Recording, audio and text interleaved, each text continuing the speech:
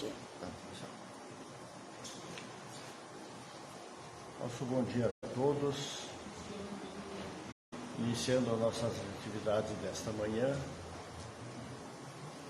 vamos então fazer a nossa prece, com a nossa rogativa a Deus, a Jesus, que nos ampare neste momento, que inspire o expositor da manhã de hoje, que nos permita assimilarmos a mensagem que ele nos traz.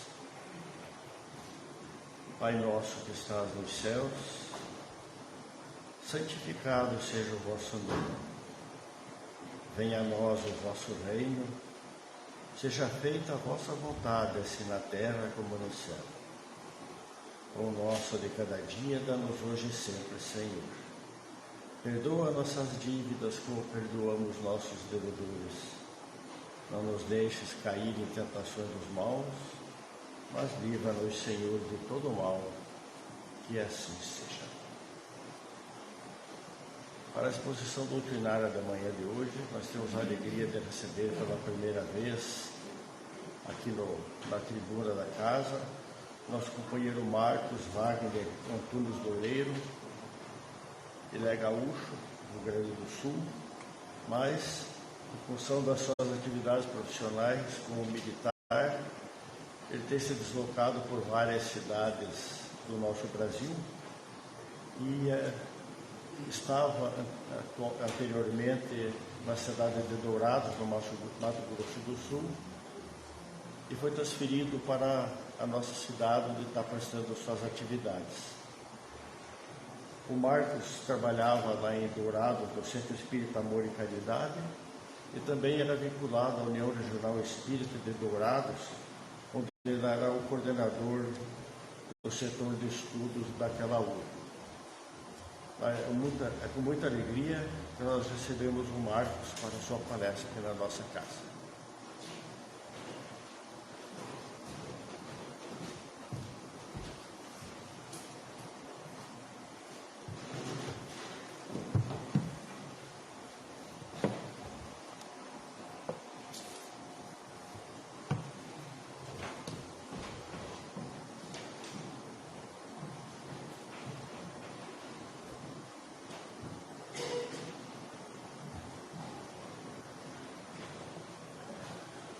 Um bom dia a todos. Que a luz de Deus ilumine o nosso entendimento e os nossos corações. Primeiramente, gostaria de agradecer esta Casa Espírita pelo acolhimento que desde o primeiro dia, silenciosamente, nos ofereceu. Na pessoa do Sr. Armando, grato pela oportunidade do trabalho, e da senhora Alcione, que ainda deve estar lá embaixo, ainda encerrando os trabalhos do passe.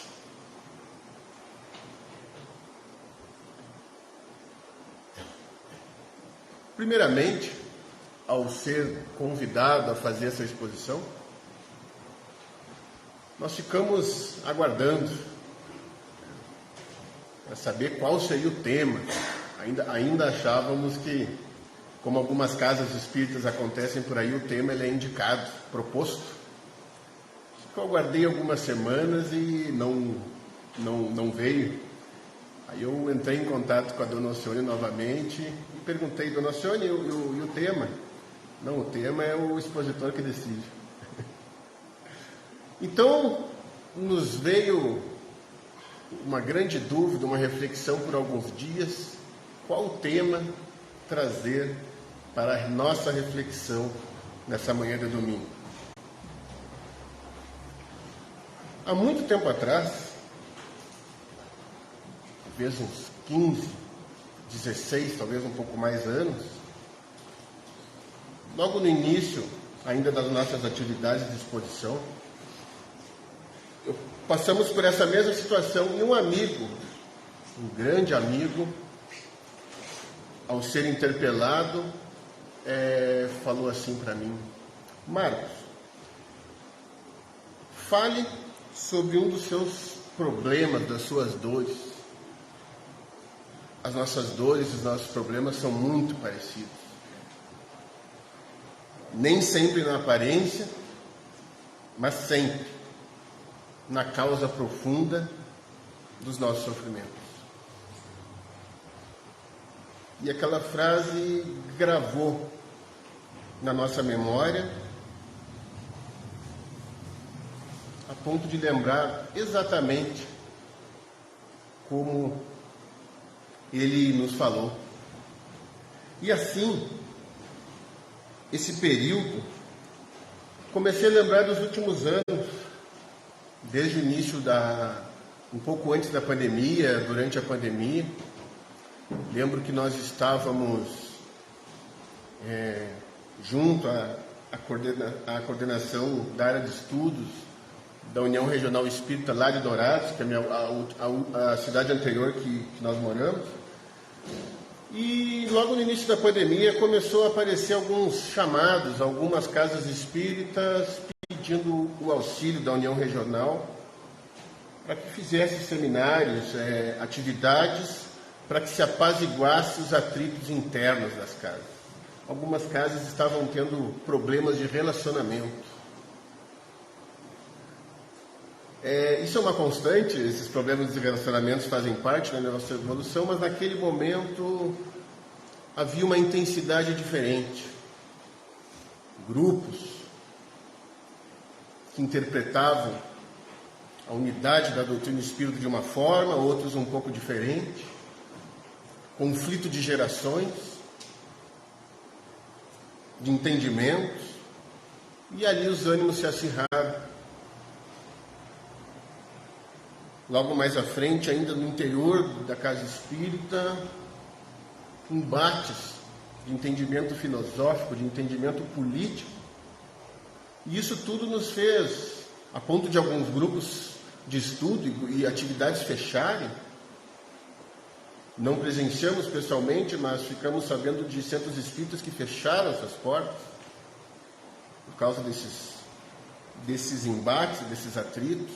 Então, em cima disso, formulamos a seguinte pergunta, na qual projeta e norteia a nossa fala de hoje para a nossa reflexão. Por que sabemos tanto, e agora eu me dirijo aos espíritos, que de alguma forma se alinham e se entendem como espíritos imortais, acreditam, têm uma simpatia pelos princípios basilares da doutrina, como a existência de Deus, a imortalidade da alma, a comunicabilidade com os espíritos, etc. E mesmo assim, ainda não conseguimos ser aquilo que conhecemos. O nosso conhecimento ainda não se alinha com as nossas virtudes. Por que isso? A ponto de algumas vezes companheiros fazerem a seguinte pergunta: será que isso tudo é verdade? Pondo em dúvida os próprios princípios, tendo em vista a dor e o sofrimento que a não observância dos princípios doutrinários na nossa vida nos causa dor e sofrimento. E assim, tentamos estabelecer essa nossa conversa de hoje.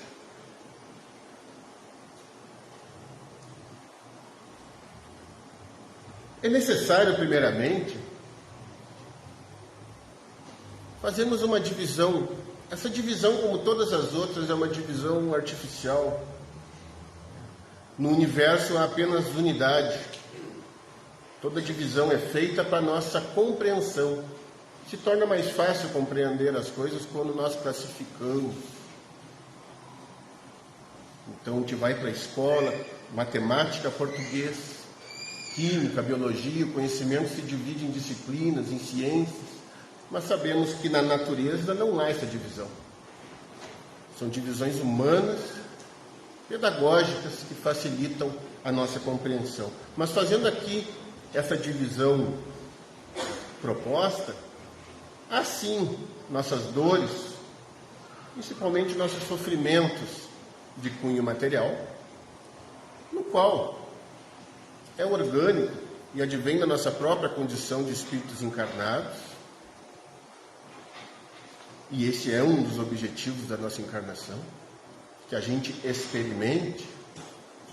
Para isso assumimos uma identidade, um corpo, como se fosse uma grande peça de teatro, onde viveremos um personagem durante um período, mas que ao término dessa peça, o conhecimento adquirido se torna a nossa bagagem, que levamos junto para todo sempre. Então temos essas dores materiais, mas também aquelas dores e sofrimentos morais, que nem sempre sabemos explicar exatamente o que é, como a sentimos, mas a sentimos com intensidade. E geralmente são as mais desafiadoras para nós.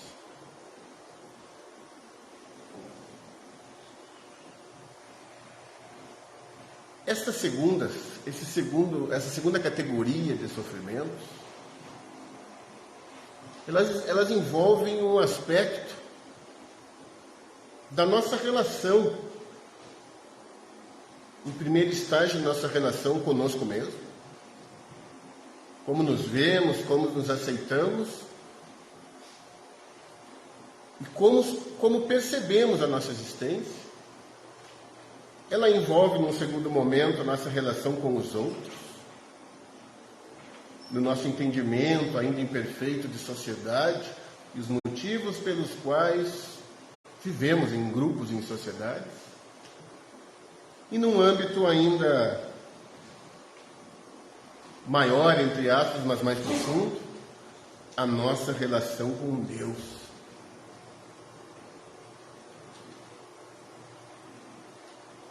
Nesse sentido, nós teremos aqui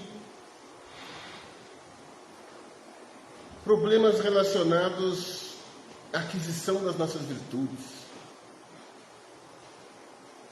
dores da alma, provocadas, derivadas de alguns sentimentos que ainda estão em processo de aproximação de Deus.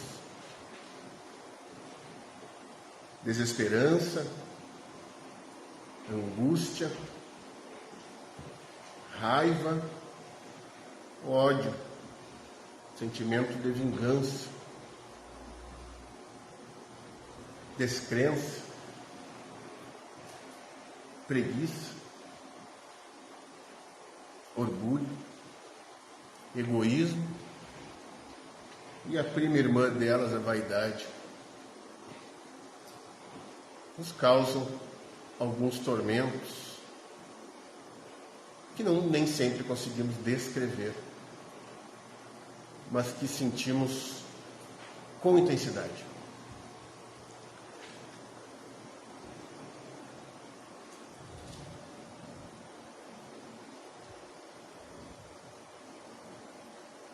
Jesus, no seu ensinamento evangélico,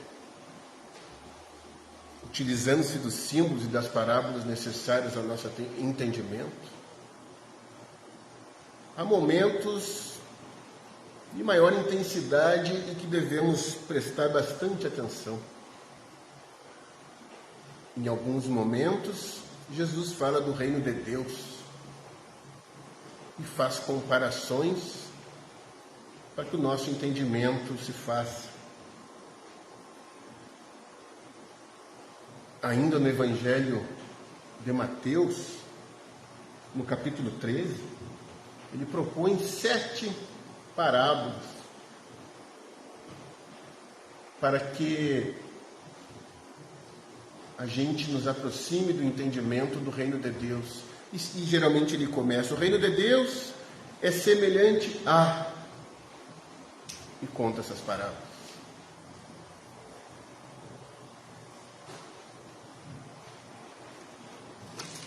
A primeira delas é a parábola do semeador. Depois segue a parábola do joio e do trigo, do grão de mostarda. A grande maioria de nós lembramos e conhecemos. A do fermento, que o reino de Deus é semelhante ao fermento que uma mulher divide em 3 porções, a farinha. A do tesouro, que um homem vendo que um campo tinha um grande tesouro, vendia tudo que tinha para comprar esse campo. Da pérola, da mesma forma um negociante, encontrando uma boa pérola, vende tudo que tinha para comprar essa pérola. E a 7ª parábola, a parábola conhecida como parábola da rede, onde Jesus fala de uma grande pesca, que a rede estava cheia, e ali haveria uma separação entre os peixes sadios e aqueles que não eram. E ele conta essas parábolas.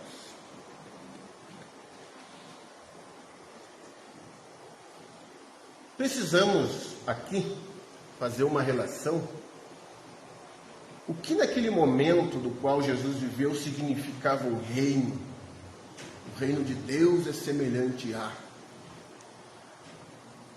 Pegamos naquele momento, todo o reino humano era formado de alguns elementos. Um território geográfico, no qual pertencia aquele reino, um povoado, pessoas, um grupo que vivia naquele território, um rei e as suas leis, pessoas mais próximas do rei, que algum tempo depois veio a se chamar nobreza, havia servos, havia súditos. E havia também outros reis, muitas vezes em disputa com aquele. Mas o que fica e o que realmente importa para nós é que o reino seria aquele local determinado onde ali imperasse a lei daquele rei. Onde houvesse a obediência daquelas leis. Obviamente, em pequenos povoados, o rei fazia seus julgamentos de casos particulares, mas em comunidades maiores havia também aqueles, digamos assim, seus assessores, seus ministros, para fazer esse julgamento.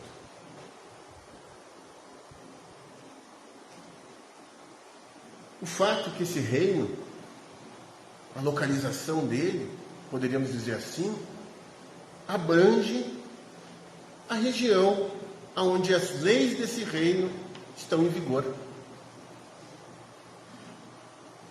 Ali está o reinado, as leis daquele reino, daquele reinado em vigor.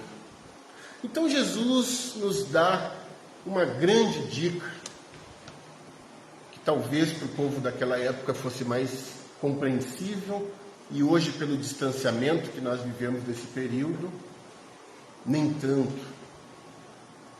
Mas o reinado é a abrangência, o local onde um determinado grupo de pessoas obedece e vive sobre a lei daquele soberano. Em contrapartida, Jesus dizia que o reino de Deus ainda não era aqui. Porque as pessoas ainda não vivem e não viviam sob o império das leis de Deus.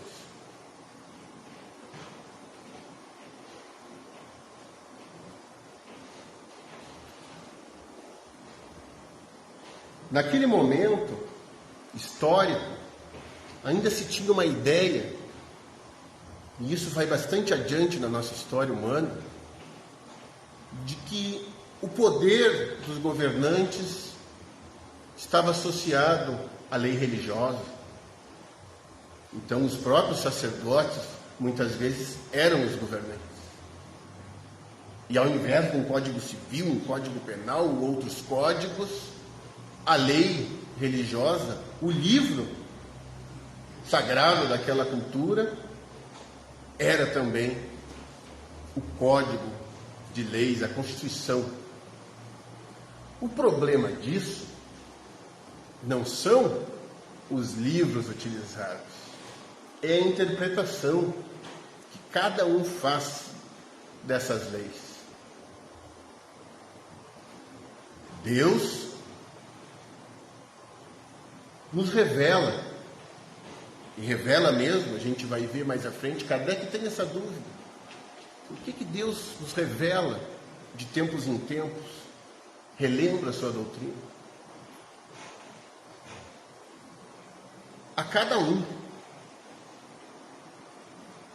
Então, nesse ambiente de revelação, cada homem, adulto espiritualmente, deveria sim fazer seus próprios julgamentos, mas nem sempre foi assim.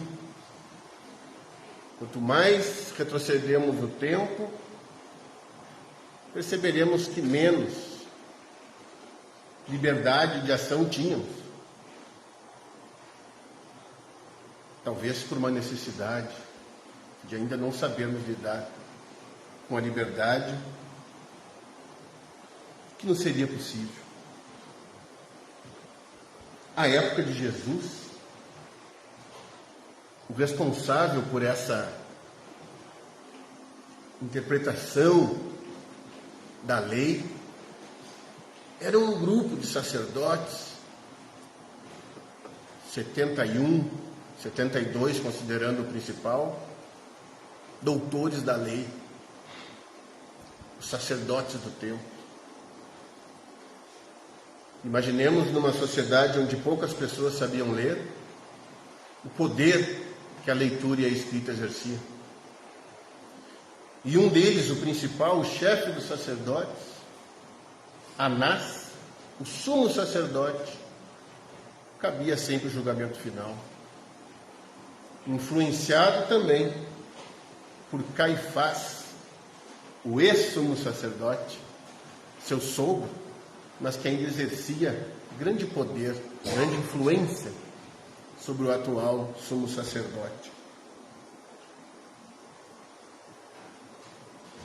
Nesse ambiente, ainda, de governo aliado à religião, aqueles que se desviavam eram chamados pecadores.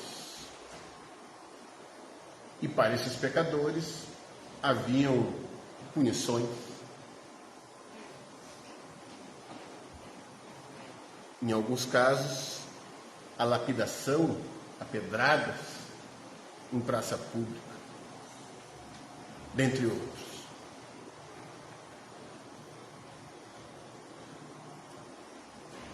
Acontece que a época de Kardec, isso agora dando um salto no tempo, aonde as sociedades entenderam um pouco antes de Kardec que os princípios religiosos deveriam ser um pouco afastados dos princípios do Estado, pelos excessos que cometeram. Então, após a época das luzes, onde há uma proposta humana da razão guiar os nossos destinos, Kardec, ele é contemporâneo quase a um pensador, do qual Kardec cita a sua doutrina, que é Augusto Comte, portuguesando Augusto Comte. Esse homem lhe propunha que,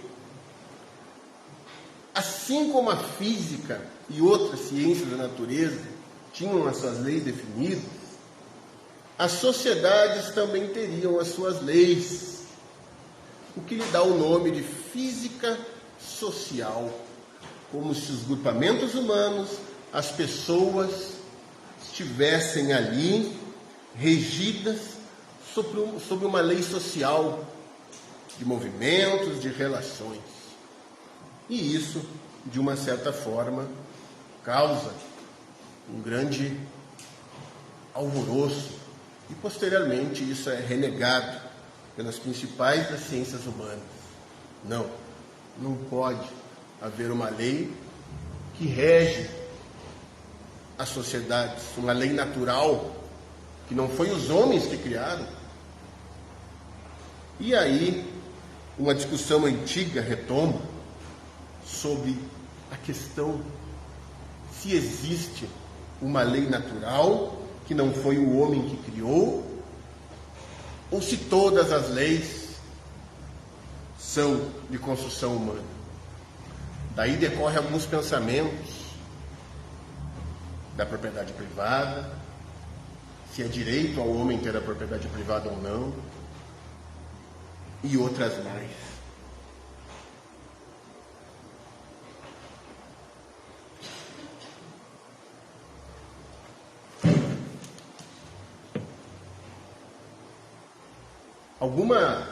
Algumas doutrinas e pensadores vão confrontar essas ideias de natureza, de lei natural, dizendo que o homem, em sua origem, ele é bom. Não existe uma lei natural. O homem é bom e a sociedade que o corrompe. E aí nós temos um grande embate ressuscitado por séculos e séculos entre o materialismo e o idealismo. O materialismo é aquela doutrina que defende que o mundo material, sensível aos nossos sentidos, é que define as sociedades e define o mundo. Que não há, para além disso, algo metafísico que nós não podemos tocar, que seja subjetivo. O mundo é material, e o mundo material define quem somos. Se o fulano faz tal coisa, é porque a sociedade o educou dessa forma. Se o ciclano faz tal coisa, é porque em algum momento a sociedade é responsável por aquilo. E o idealismo é ao contrário. Ainda nas ideias de Platão, de que não é o mundo que faz com que nós sejamos o que somos. Nós, por meio das ideias e do pensamento, é que criamos o mundo. E agora? Quem é o culpado, o homem quer saber? É o mundo ou as pessoas? Em cima disso, em cima dessa ideia, eu gostaria que cada um pensasse agora, nós vamos retomar isso mais à frente, num problema central da sua própria vida. Pense e guarde. Qual hoje o principal problema da minha vida? Que mais me causa sofrimento, angústia, que mais me desafia? Se esse problema for de cunho material, agradeçamos a Deus. Quando as causas materiais cessarem, o problema cessa também. Mas devemos prestar muita atenção se esses nossos problemas são de cunho dos sentimentos. Aí, a providência nos pede e nos convida a algumas reflexões e, principalmente, algumas transformações de conduta. É isso que a gente vai ver um pouco mais no diálogo que Kardec tem com os codificadores, com os reveladores da doutrina.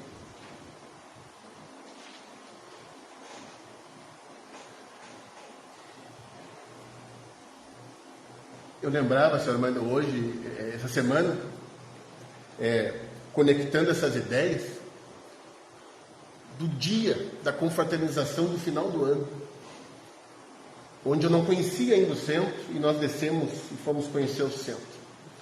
E a minha filha, pai, isso aqui é o centro, aqui que acontece tal coisa, e eu fui andando, não acabava mais. Nossa, eu achei que o centro era só alguns metros ali na frente. E eu fiquei um pouco maravilhado, a gente que já passou por outro centro com tanta dificuldade, uma salinha, um salão pequeno e uma salinha de evangelização, ou nem isso. Nossa, mas também 111 anos, isso aqui é sim resultado de suor, de lágrimas, de sorrisos, de abraço, de trabalho, com certeza. Mas aí, voltando para casa, isso eu não falei para ninguém, acho que a minha filha também não sabe. Eu estava pensando, dirigindo o carro, daquele momento aonde, ao sair do templo de Jerusalém, o grande templo de Jerusalém, os apóstolos olham para o templo, deslumbrados, obviamente, e falam para Jesus o templo, e Jesus diz que nenhuma pedra restaria uma sobre a outra que não fosse derrubada. E mais adiante, ao ser acusado de revolucionário que derrubaria o templo, Jesus reafirma, dizendo que seria derrubado e que em 3 dias edificaria um novo templo. A ponto dos doutores da lei, mas como? 46 anos para construí-lo e você diz que vai derrubá-lo? Obviamente, hoje temos condição de entender a que reino, a que tempo Jesus falava. Simbolizado naquele templo de pedra, a condição do materialismo humano, que vê na solidez das coisas e nas leis da matéria as únicas a os guiar. Mas um novo período, aonde um novo templo seria erguido, dessa vez num local indestrutível, aonde nenhum poder humano pode alcançar. O templo edificado no coração das criaturas. E aí, seu Armando, eu me vi pequeno, deslumbrado inicialmente com um templo de pedra, que obviamente é necessário para as nossas atividades. E aí eu lembrei da primeira vez que eu entrei pela porta e descobri o nome inteiro da Casa Espírita Francisco de Assis, de Amparo aos Necessitados. Mais uma vez me senti pequeno, porque pensei, nossa, é um centro que deve ter bastante atividades de assistência e promoção social. E tem, como diversas vezes, ainda não conheço, mas o Lar das Vovozinhas, etc., e ao longo da história tantas outras. E naquele dia eu percebi que eu me incluía entre os necessitados do nome do Amparo aos Necessitados. 111 anos, amparando necessitados lá fora e aqueles que vieram nesse ambiente, no qual eu me incluo. Então as aparências materiais nos enganam. Quem disse que os necessitados são somente aqueles que têm falta do pão material? Muitas vezes, como eu falei dos nossos problemas, aqueles que é para nós anotar o nosso problema aqui, há problemas materiais, falta o pão material. E há problemas morais, falta o pão espiritual.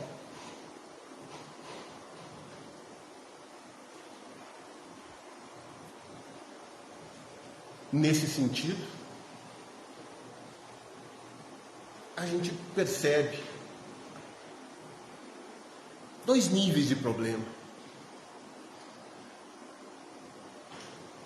Temos sido levados muitas vezes pela aparência do materialismo, há um certo sentimento quando olhamos para aquele que passa pela necessidade material e esquecemos que os espíritos dizem a Kardec que a principal prova do espírito encarnado está na riqueza. É ali que se encontra o perigo. Então havia muito embate pelo menos em 2 cidades que eu morei no movimento espírita, sobre o atendimento. Mas esse centro na periferia atende os pobres. Esse centro aqui fica no centro da cidade, atende pessoas que não têm problemas, não têm dificuldades. São as menos aparentes e as mais difíceis. Porque o espírito passa por uma prova invisível aos olhos da sociedade, invisível muitas vezes aos seus olhos, mas de grande responsabilidade. E quantas vezes nós nos pegamos orando, direcionando nossas preces para aqueles que detêm confortos materiais e cargos de poder do mundo, tendo em vista a grande prova que passa. Então necessitados somos todos nós encarnados, necessitados do pão espiritual, aquele alimento que, segundo Jesus, quem come não sente mais fome. Mas, seguindo as nossas reflexões com Kardec, no Livro dos Espíritos, de que maneira pode o Espiritismo contribuir para o progresso? Questão 799.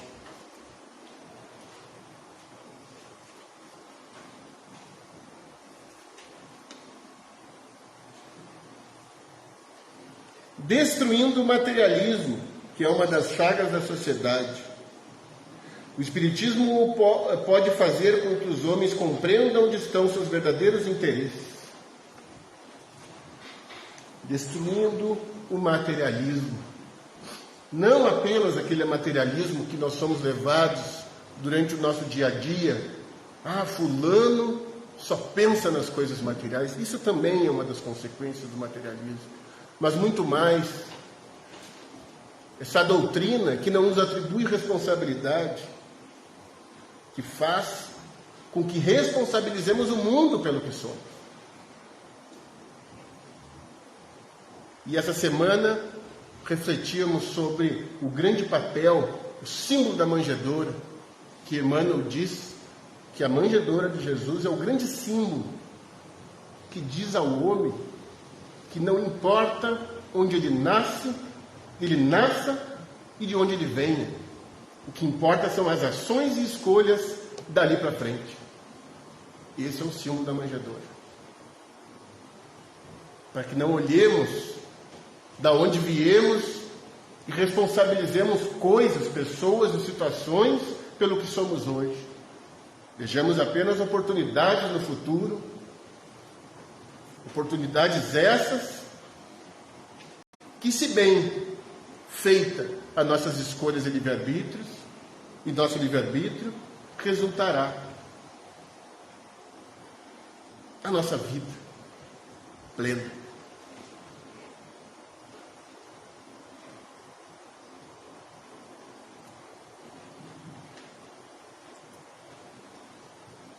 Disso tudo, concluímos sim que há uma lei natural. E fazendo a mesma correlação que os Espíritos propõem a Kardec, quando Kardec pergunta que provas podemos ter da existência de Deus, e os Espíritos respondem: vejai o que não foi o homem que fez, eis a obra de Deus. Aqui também. Vejai as leis que não foram feitas pelos homens, eis a lei de Deus. Chamada também da lei moral, a lei natural, imutável e perfeita, porque não precisa de alterações. Não precisa ser adicionado nada nela. Que ela resulta da própria perfeição de Deus. A sua observância e vivência nos aproxima de Deus. Observar, estar atento à lei de Deus e vivê-la, nos aproxima de Deus. Mas se há uma lei divina, natural, aonde ela está? Mas Kardec não pergunta onde ela está. Kardec pergunta onde ela está escrita. Porque até então todas as leis humanas eram escritas em algum lugar. Desde os códigos da Mesopotâmia, de Hammurabi, elas estavam escritas numa pedra. Moisés sobe a montanha e desce com tábuas de pedra. As constituições das nações, posteriormente, todas eram escritas em algum lugar. Então Kardec pergunta onde ela está escrita. E aquela resposta que todos nós já conhecemos, na consciência. Então é lá que ela está, na consciência. Estar escrito não significa que ainda sabemos lê-la. E essas leis da nossa consciência vão se desvelando e se tornando compreensíveis conforme o espírito aprende a ler os traços da lei divina. E esse é o propósito da evolução, um deles.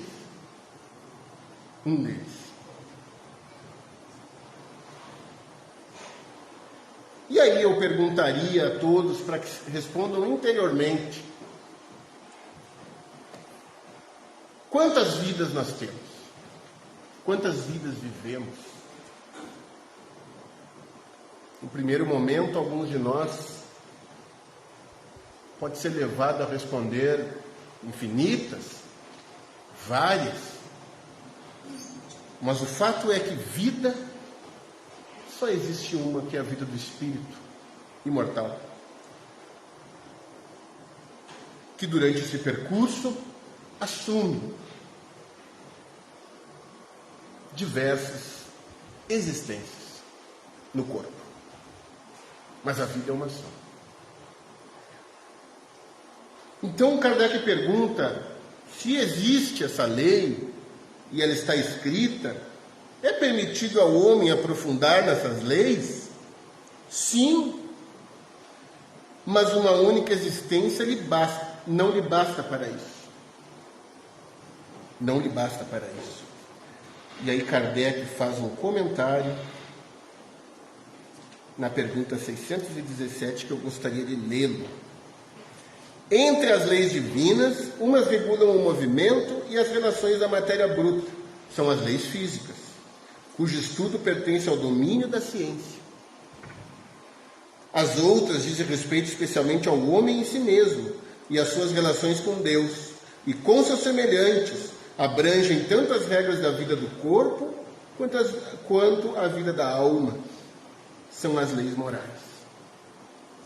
E é a essa que o Espiritismo destina a estudar, no final das contas, as leis morais. Tinha um amigo meu que nós, de vez em quando, tínhamos um embate de ideias, e ele sempre achava que o Espiritismo deveria ter se situado somente no campo das ciências. Se parasse ali no Livro dos Espíritos, o Livro do Médium estava de bom tamanho para ele. Só que para ele, infelizmente, veio o Evangelho segundo o Espiritismo. Um homem mais cético, que acreditava no Espiritismo como ciência. Só que, infelizmente, meus amigos, se isso tivesse acontecido, o Espiritismo teria sido absorvido pelas ciências materiais. E hoje, talvez estivéssemos tendo discussões filosóficas improdutivas, como as ciências do mundo muitas vezes o fazem. E a filosofia também. Mas, como o Espírito Verdade diz a Kardec,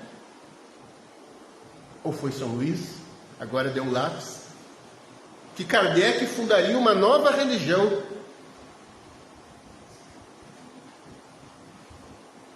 Só que devemos sim considerar o aspecto de religião profunda no qual os Espíritos falavam. Aquela que nos dá o entendimento da lei de Deus, do nosso papel no mundo e da nossa ligação com o Criador. A religião que nos liga a Deus. E como nós nos ligamos a Deus, a lei de adoração é muito clara, pela elevação do pensamento a Deus. Esse é um início. E depois tem o caminho.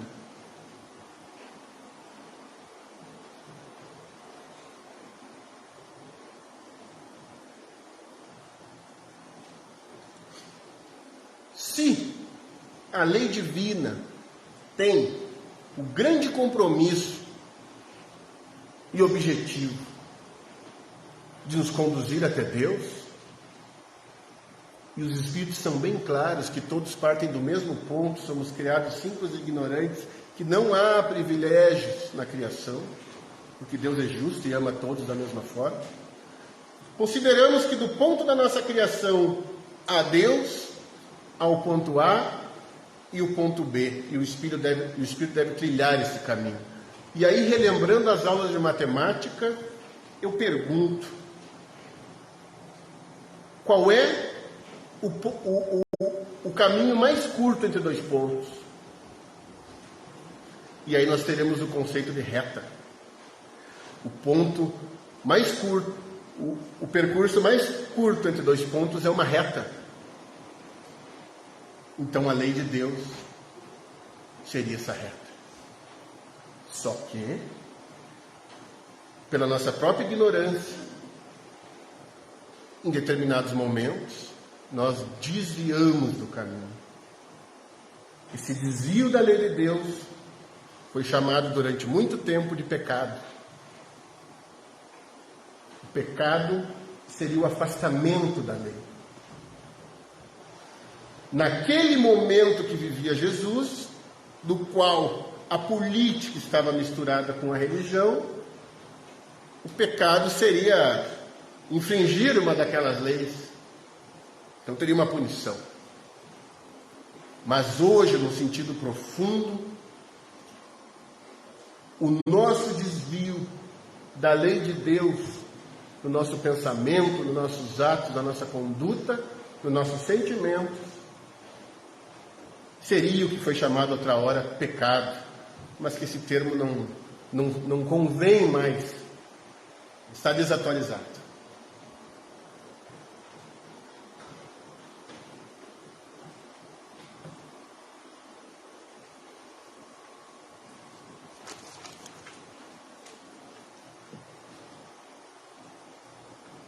Há uma obra, ela foi lançada em 1955 pelo rabino, um judeu, Abraham Joshua Heschel. A obra se chama Deus em Busca do Homem. Ele nasceu na Polônia, muda-se para os Estados Unidos, onde ele lança essa obra. Essa obra causa uma certa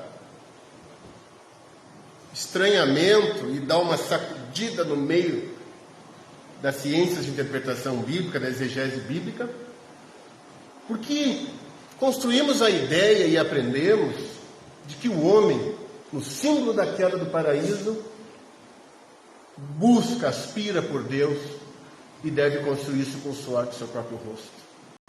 Então é o homem que busca a Deus. E esse rabino traz uma ideia e lhe defende a tese de que, na verdade, é Deus que busca o homem.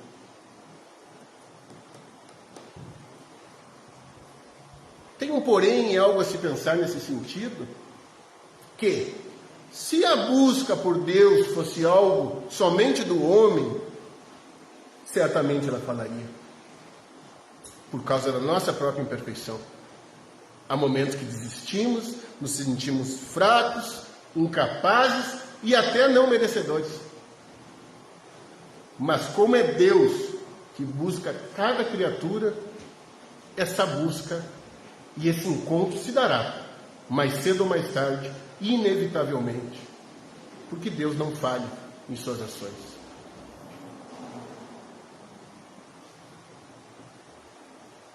Então nós temos simbolizado na parábola do filho pródigo, o filho gastador, o filho esbanjador, proposto em alguns momentos como a parábola dos 2 filhos, aonde um dos filhos pede ao pai a sua herança e vai viver a vida.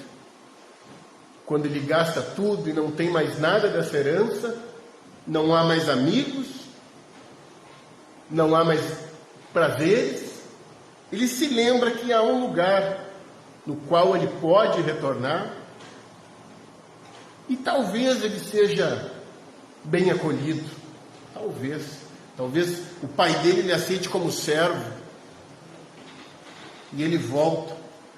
E Jesus conta essa parábola dizendo que o pai, que é Deus, corre em direção ao filho.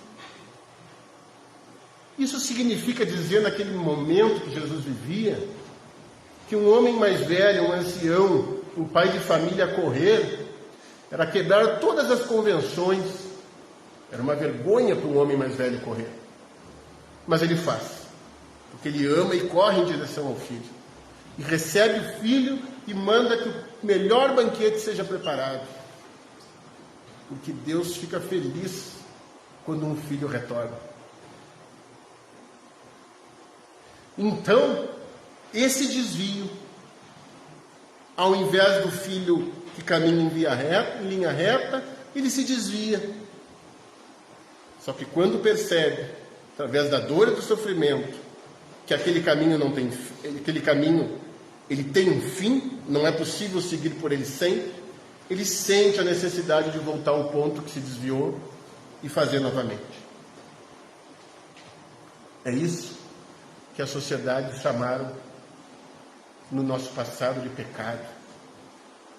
O desvio do homem da lei de Deus, o que lhe causa dor e sofrimento, e a dor é um dispositivo pelo qual Deus nos chama novamente.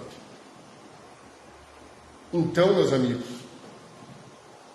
daquele problema central que cada um de nós hoje, que eu solicitei que pensasse e que guardasse, essa dor principal hoje da nossa vida, que causa muitas vezes o sofrimento,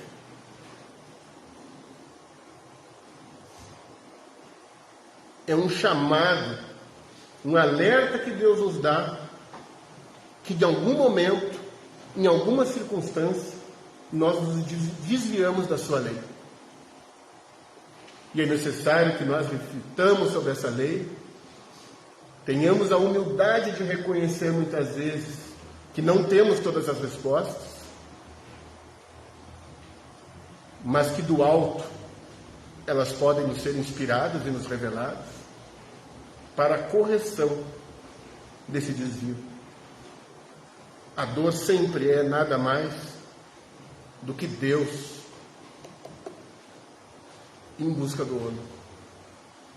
Deus nos buscando e nos convidando, nos chamando de uma forma mais enérgica, que a gente volte ao ponto de desvio e refaça o caminho, a reparação, porque somente aquele caminho reto traçado é o que pode nos fazer felizes em essência.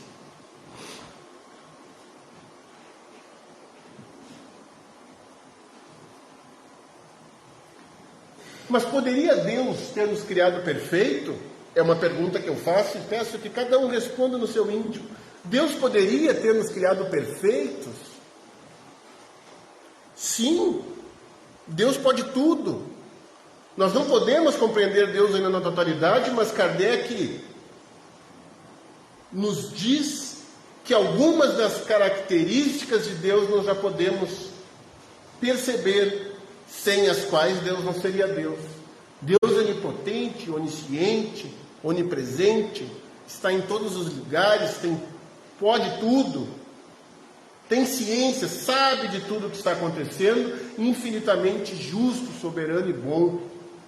Então Deus poderia sim ter nos criado perfeitos. E talvez alguns de nós sinta-se atraído por essa possibilidade. Nossa, como seria bom! As dores e sofrimentos que eu enfrento eu não teria. Mas a grande questão, talvez aí nesse sentido, seja: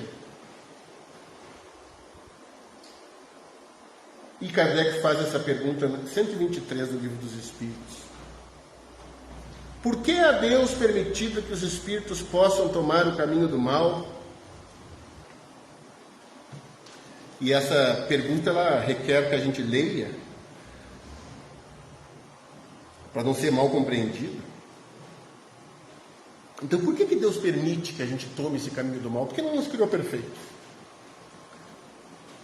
Primeiro, Kardec toma uma chamada dos espíritos. Como ousais pedir Deus conta dos seus atos? Pensais poder penetrar nos seus desígnios? No entanto, podeis dizer isso: a sabedoria de Deus está na liberdade de escolher que Ele deixa a cada um, pois cada um tem o mérito de suas obras. Esse é um grande ponto do qual nós podemos nos debruçar e que o Espiritismo nos esclarece em partes. Se Deus poderia ter nos criado perfeitos, por que não o fez? Por que não o fez? E é um ponto difícil de compreensão, pelo menos para mim, mas os Espíritos dizem que Deus, na sua sabedoria, deixou ao homem o mérito das suas escolhas, nos deu o livre-arbítrio, para que possamos sim crescer e andar por mérito próprio.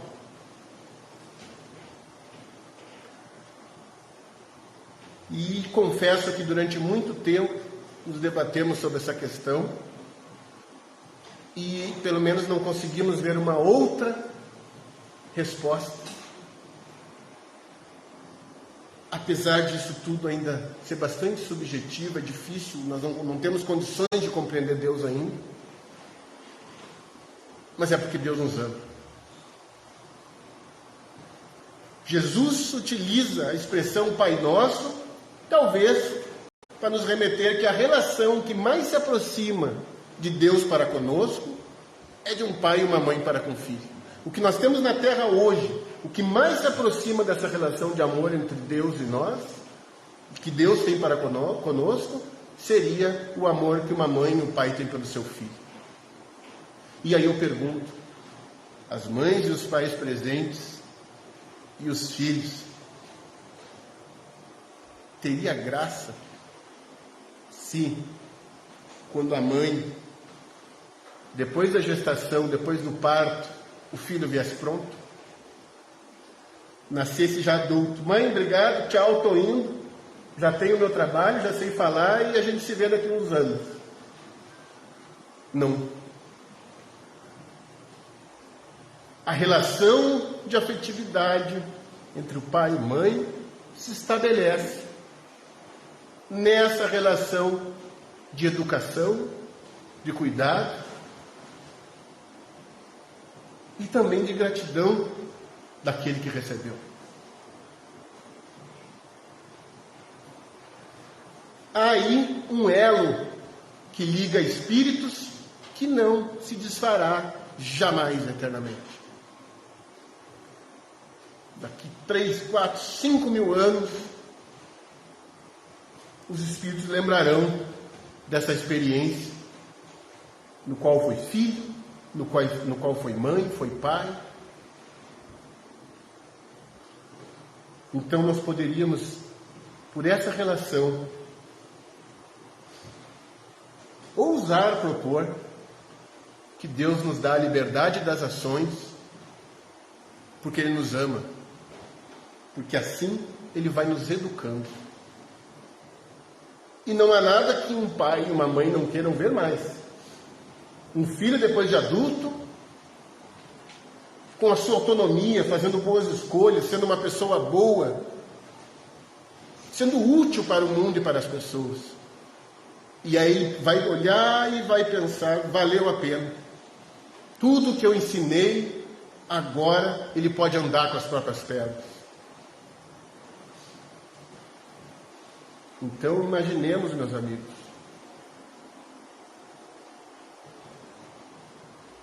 a alegria de Deus ao ver cada um de nós fazendo as boas escolhas, andando com as próprias pernas, em virtude de todo o ensinamento que nos foi dado pela vida, pelas coisas e principalmente pelas pessoas.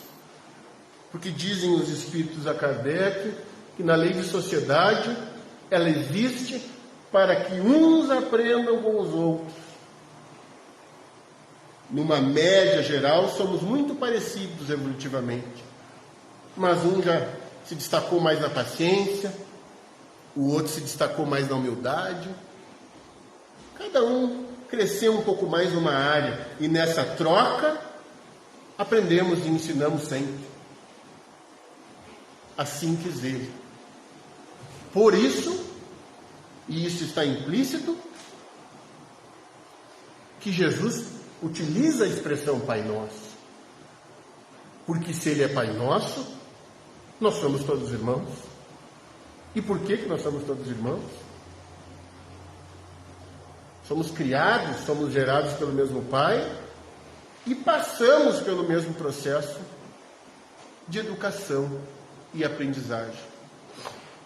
Para que um dia sejamos espíritos adultos em condições não de andar sozinho, que isso seria individualismo, mas termos a autonomia de fazer nossas escolhas com base naquela lei que está lá dentro da nossa consciência e que temos aprendido a ler. Então, caminhando para o nosso encerramento, nós podemos dizer que por essa liberdade que Deus nos traz, de escolha, nós temos o direito de errar. Quando Deus decide que o homem não seria criado perfeito e sim perfectível, de possibilidades de alcançar a perfeição, então passível de erro, Deus nos dá o direito do erro. Porque o erro, ele é um pré-requisito do aprendizado. O homem aprende pelas suas experiências, colhe as consequências, porque é responsável pelaquilo que fez, de bom ou de prejudicial a alguém. E não há problema nenhum nisso. O que é necessário é que o espírito já adulto reconheça e aceite que deve reparar o mal que fez com o bem, sem procurar culpados, sem terceirizar responsabilidades. Nós temos sim as rédeas do nosso destino nas mãos. Kardec chega a comparar o espírito em evolução a um corcel, a um cavalo selvagem que necessita ser domado, educado. E aí sim ele estará sob o nosso controle. Enquanto ele não é completamente domesticado, ele não está 100% no nosso controle. Esse é o processo. Mas se errar é um direito, que nós tenhamos a certeza que a reparação é um dever. Reparar os nossos deslizes e equívocos é um dever de cada um de nós. E isso é o que diferencia o espírito ainda em fase infantil do espírito já adulto. Reconhecer os seus erros e estar disposto a repará-los. E sempre há possibilidades de reparação, porque Deus assim o quis. Deus assim o quis. Sempre há novas oportunidades. Por isso, durante muito tempo também nos debatemos sobre a afirmativa que o Espiritismo era o Consolador prometido. Mas por quê? Como assim? Não seria uma certa vaidade de dizer que a gente e os outros? Acontece, meus amigos, que a grande maioria dos espíritos de evolução na Terra se encontram desencarnados. E nós que estamos aqui também logo estaremos desencarnados. E tudo que um espírito que sofre por ter desperdiçado tempo e oportunidades aqui na Terra, que é a verdadeira causa do sofrimento, a maior dos espíritos desencarnados, vê o tempo perdido. A maior consolação para esse espírito é descobrir que sempre há uma nova oportunidade. É a maior consolação possível. Façamos novamente. Façamos novamente. E para encerrar, lembramos, não conseguimos achar o arquivo, se alguém souber, por favor, me ajude. Houve num determinado ano, dentro da Federação Espírita Brasileira, um concurso entre os jovens, e deveria ser respondido a pergunta: o que é o Espiritismo? Uma menina ganhou, dizendo que o Espiritismo era como estar num quarto escuro, onde alguém acende uma luz. E ao acender essa luz, o quarto estava todo desarrumado.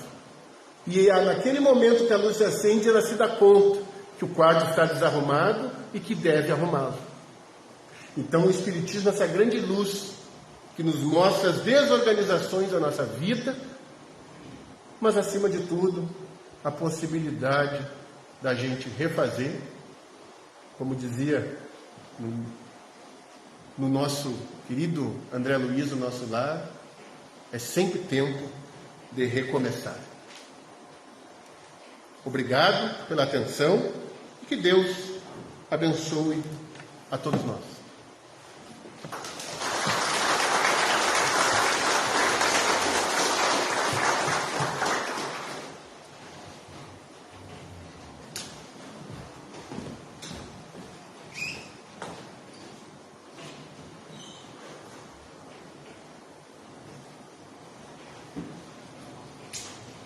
Nossos agradecimentos ao Marcos por ter aquecido o nosso convite e também pela mensagem que nos trouxe nesta manhã, motivo de muitas reflexões para nós. Cada ponto da sua palestra tocou um pouquinho em cada um de nós, das nossas virtudes, né, e nas nossas deficiências.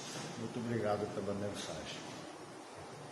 Queremos convidar a todos para a palestra do próximo domingo, que estará a cargo do nosso companheiro Marcos Machado Pereira, trabalhador aqui da nossa setor. Queremos noticiar também que na próxima terça-feira, dia 31, reiniciam as atividades do estudo sistematizado da doutrina espírita, o ESD. Simultaneamente a UESD iniciará também a cada mês um curso para a iniciação da doutrina espírita, que seria o principiante espírita. Então, aqueles que desejarem adentrar a UESD, que já estiverem, que o UESD já está em andamento, farão primeiramente farão essa introdução, para depois se integrar ao estudo. Então fica o nosso convite, a partir de terça-feira, retornam as atividades do estudo sistematizado da doutrina espírita. O Departamento de Infância e Juventude também noticia que as atividades da evangelização retornarão no dia 26 de fevereiro, ao último domingo do mês que adentramos em seguida. Então, encerrando as nossas atividades desta manhã, vamos fazer a nossa prece, com o nosso agradecimento a Deus e a Jesus por essa oportunidade que tivemos de convívio e de estudo. Pai nosso que estás nos céus, santificado seja o vosso nome. Venha a nós o vosso reino, seja feita a vossa vontade, assim na terra como no céu. O pão nosso de cada dia, dá-nos hoje e sempre, Senhor. Perdoa nossas dívidas, como perdoamos nossos devedores. Não nos deixes cair em tentações dos maus, mas livra-nos, Senhor, de todo mal, que assim seja. Um bom domingo e uma boa semana a todos.